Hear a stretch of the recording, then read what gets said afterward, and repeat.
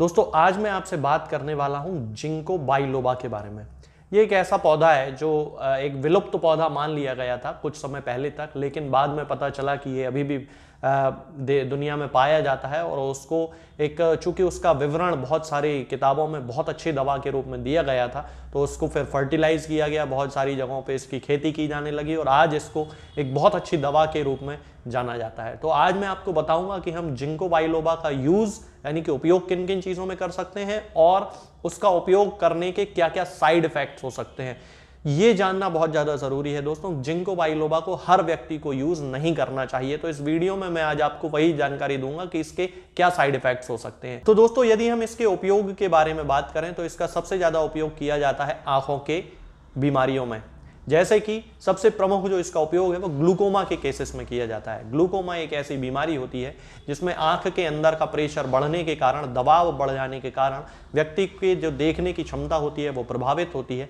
और उसको धीरे धीरे दिखाई देना बंद हो जाता है। उस कंडीशन में हम जिंको बाइलोबा के मदर टिंचर की 5-5 बूंद दिन में 3 बार आधे कप या 1 कप पानी में मिला के पी सकते हैं। इसका जो अगला उपयोग है दोस्तों वो टिनिटस के केस में किया जाता है। टिनिटस वो बीमारी जिसमें कि कानों में घंटी जैसी आवाज सुनाई देती है, विसिल जैसी आवाज सुनाई देती है, चिरपिंग साउंड आता है, पक्षियों जैसी आवाजें सुनाई देती हैं। उन सारी कंडीशंस में जिंको बाइलोबा के एक्सट्रैक्ट का यानी कि मदर टिंचर का उपयोग किया जाता है और बहुत सारी स्टडी इस पे की गई हैं और बहुत अच्छे रिजल्ट इसके देखने को मिलते हैं। इसकी टिनिटस के केसेस में 10-10 बूंद सुबह और शाम आधे कप या 1 कप पानी में मिला के इसके मदर टिंचर की पीने से बहुत अच्छे रिजल्ट देखने को मिलते हैं। इसके साथ में दोस्तों इसका अगला उपयोग किया जाता है एंटी डिप्रेसेंट के रूप में। बहुत सारी स्टडी में यह पाया गया है कि जिन लोगों को मानसिक तनाव की किसी भी प्रकार की कोई समस्या होती है, अवसाद की कोई समस्या होती है, उन लोगों में जिंको बाइलोबा का जो मदर टिंचर होता है वो बहुत अच्छे रिजल्ट देता है और उस स्थिति में इसके मदर टिंचर की 10 बूंद सुबह और 10 बूंद शाम को आधे कप या 1 कप पानी में मिला के पिलाने से कंटिन्यू 2-3 महीने तक अच्छे रिजल्ट देखने को मिलते हैं। इसके बाद जिन लोगों को मानसिक एकाग्रता की कमी होती है, ऐसे बहुत सारे बच्चे होते हैं, ऐसे बहुत सारे व्यक्ति भी होते हैं बड़ी उम्र के, जिनमें कि attention deficit hyper activity syndrome या डिसऑर्डर की शिकायत होती है, ADHD जिसे कहा जाता है। इन लोगों में attention deficit hyper activity disorder के कारण एकाग्रता नहीं रहती, वो किसी जगह पे एक जगह टिक के काम नहीं कर पाते हैं। तो ऐसे लोगों के लिए ये मदर टिंचर बहुत ज्यादा फायदेमंद होता है और इसके मदर टिंचर की 5-5 बूंद दिन में 3 बार आधे कप या 1 कप पानी में मिला के ADHD के केसेस में देने पर यानी कि attention deficit hyper activity disorder के केसेस में देने पर बहुत अच्छे रिजल्ट देखने को मिलते हैं।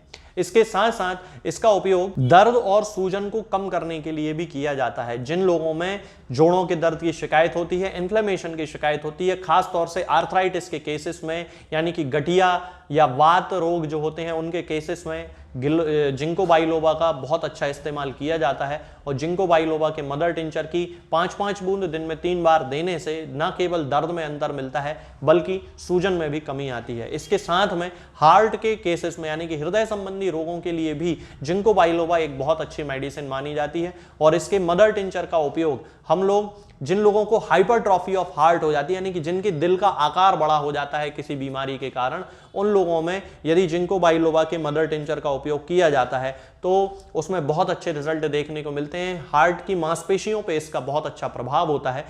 जिन लोगों को इस तरह की परेशानी होती है उनको जिंको बाइलोबा के मदर टिंचर की 5-5 बूंद दिन में 3 बार आधे कप या 1 कप पानी में मिला के पिलाना चाहिए। हार्ट पे इसकी मांसपेशियों पे एक्शन के साथ साथ ये हमारे रक्त प्रवाह को भी बहुत अच्छा बनाता है। जिन लोगों को रक्त के प्रवाह में किसी तरह की कोई परेशानी होती है, जिनके शरीर में ऑक्सीजन की कोई कमी होने लगती है रक्त प्रवाह में अवरुद्ध हो जाने के कारण यानी कि कमी आ जाने के कारण, उन लोगों में भी जिंको बाइलोबा का मदर टिंचर बहुत ज्यादा हेल्पफुल होता है। इसके साथ साथ ही दोस्तों जिंको बाइलोबा का उपयोग सनस्क्रीन के रूप में भी किया जा सकता है। जिंको बाइलोबा प्राकृतिक रूप से सूर्य की हानिकारक किरणों को हमारे चेहरे से और हमारे शरीर के अंदर जाने से रोकता है, तो इसका एक लोशन बनाना पड़ता है, उससे हमें सनस्क्रीन के रूप में इसके अच्छे रिजल्ट मिलते हैं। उसके बनाने की विधि में आगे के वीडियो में आपको बता दूंगा।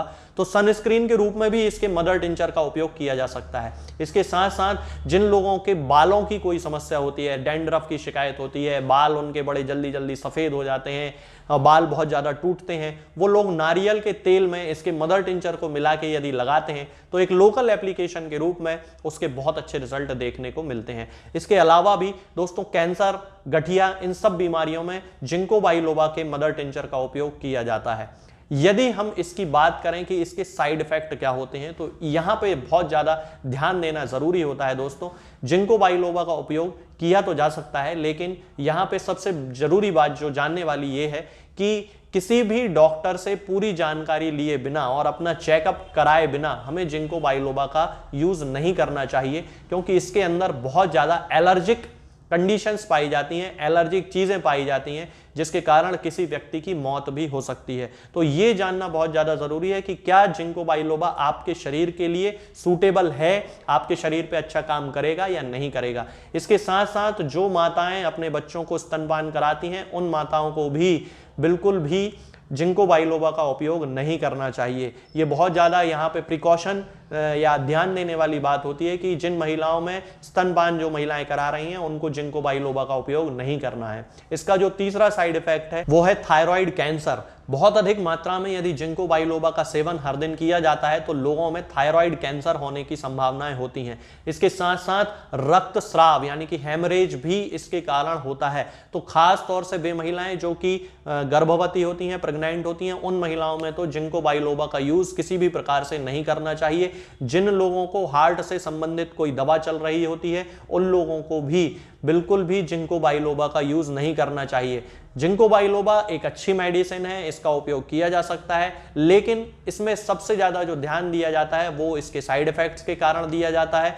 इसके बहुत सारे साइड इफेक्ट होते हैं, तो बिना किसी डॉक्टर से संपर्क किए हमें जिंको बाइलोबा का उपयोग बिल्कुल भी नहीं करना चाहिए। तो दोस्तों ये जो सारी जानकारी है ये जिंको बाइलोबा के लिए है। ये मदर टिंचर के रूप में होम्योपैथी में इसका उपयोग किया जाता है, बहुत अच्छे रिजल्ट देता है बहुत सारी बीमारियों में।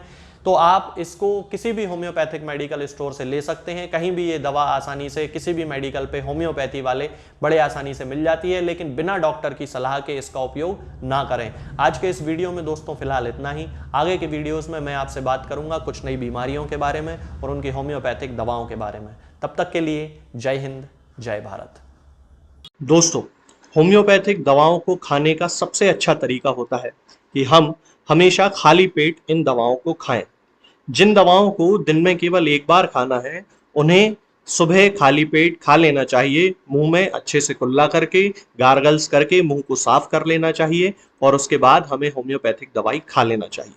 जिन दवाओं को दिन में 2 बार या 3 बार या 4 बार खाना होता है, उन दवाओं को खाली पेट खाने का मतलब होता है कि हम उन दवाओं को खाने के लगभग आधे घंटे पहले या फिर 2 से ढाई घंटे बाद ही खाएं। और उस स्थिति में भी हमारे मुंह में किसी भी वस्तु का, किसी भी चीज का स्वाद नहीं होना चाहिए, ना ही हमारे मुंह में किसी भी चीज की गंध होना चाहिए, जिससे कि ये होम्योपैथिक दवाएं हमारे शरीर पर बहुत अच्छे तरीके से काम कर सकती हैं। तो हमें हमेशा ये ध्यान रखना है कि जब भी हम होम्योपैथिक दवा खाएं, हमेशा खाली पेट खाएं और हमारे मुंह में किसी भी चीज का स्वाद या किसी भी चीज की स्मेल ना हो। अब बहुत सारे लोग ये सोचते हैं कि हम कच्चा प्याज खा सकते हैं या अदरक खा सकते हैं या हींग खा सकते हैं या इलायची खा सकते हैं या नहीं।